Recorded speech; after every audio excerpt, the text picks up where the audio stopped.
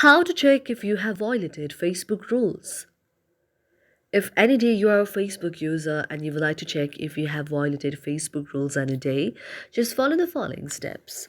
For this, first of all, you have to check whether you're connected to a stable internet connection or not. That may be a Wi-Fi connection or your data connection as well. After that, you have to launch the very Facebook application on your mobile device. You can find the very Facebook application on your mobile device and then tap on that. After you tap on that, Facebook will be launched on your mobile device. After that, you have to go to your profile like icon on the top side, and after you tap on that, now you can see an interface like this. Now you have to tap on the option of help and support. After you tap on help and support, now you have to tap on the option of support inbox.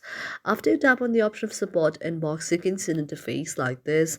Now you have to tap on your alerts. Now after you tap on your alerts, now you can see the various kind of alerts there. For example, if you had any copyright updates there, if there is any copyright updates, you can see like this, and you can see all of the alerts that you got on your very Facebook account there. Thank you for watching our video, and if you really like it, do not forget to subscribe our channel.